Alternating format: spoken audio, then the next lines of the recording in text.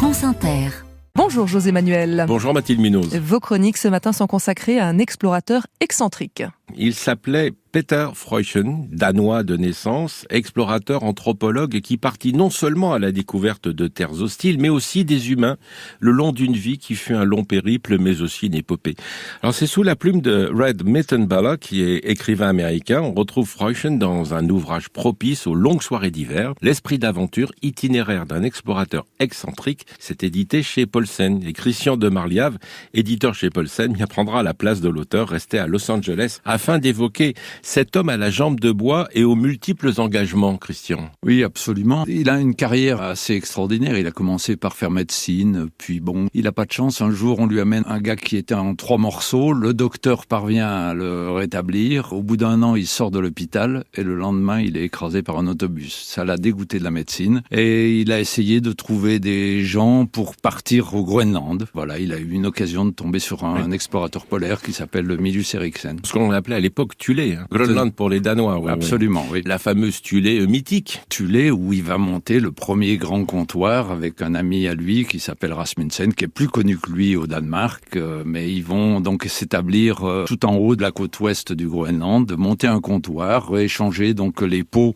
que leur amènent les Inuits locaux contre les choses dont ils ont besoin qui proviennent directement du Danemark. Un premier mariage avec une Inuit. Absolument. Rasmussen est un Inuit à moitié qui a épousé une Danoise et lui est un Danois qui va épouser donc une Inuit, Navarina, avec qui il aura 2 enfants, qui va faire des tas d'expéditions en traîneau à chien, emmenant ses enfants dans des contrées en plein hiver, dans la baie de Melville par exemple, jusqu'à ce qu'elle meure de la grippe espagnole. Et Freuchen n'est pas seulement un explorateur, je dis, c'est aussi un anthropologue, mais c'est le vrai aventurier, parce qu'il n'y a pas que les pôles pour lui, il y a autre chose. Oui, il a écrit énormément d'ouvrages, il s'est beaucoup intéressé aux Inuits. Rasmussen va monter 5 expéditions. La plus célèbre, c'est la 5e qui va partir du Groenland et qui va aller jusqu'en Alaska pour étudier un peu tous ces peuples qui jonchent l'Arctique canadien. Et lui va écrire un livre qui est toujours d'actualité, qui s'appelle le livre des Esquimaux, où il va regarder un petit peu tous ces peuples qui sont légèrement différents. Et très tôt, il perd une jambe. Il perd une jambe durant la 5e expédition de Thulé. Il tombe dans un blizzard monstrueux. Il renverse son traîneau pour se protéger derrière. Il se fait une grotte dans la glace. Il se fait une grotte dans la glace et au bout de quelques heures, quand il essaie d'en sortir, il peut pas. Il y a des congères partout. Il va arriver à se libérer après s'être arraché la moitié de la barbe qui est gelée et il va pouvoir regagner le camp. Mais sa jambe, il va être obligé d'amputer le jour même avec des tenailles et un marteau. Elle sera coupée quelques années plus tard. Mais c'est un opposant aussi, un social-démocrate. Il part en Amérique du Sud, il s'oppose au nazisme, il résiste contre le nazisme en tant que Danois.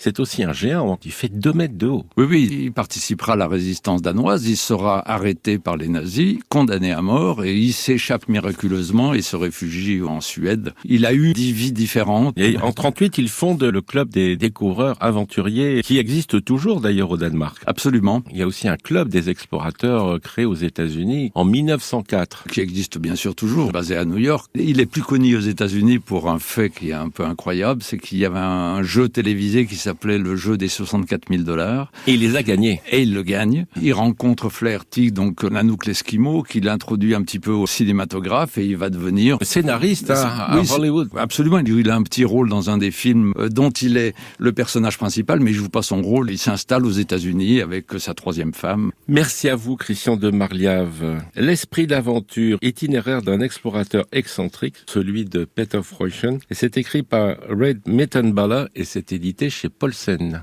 À demain, Mathilde Munoz. À demain, José Manuel Lamarque.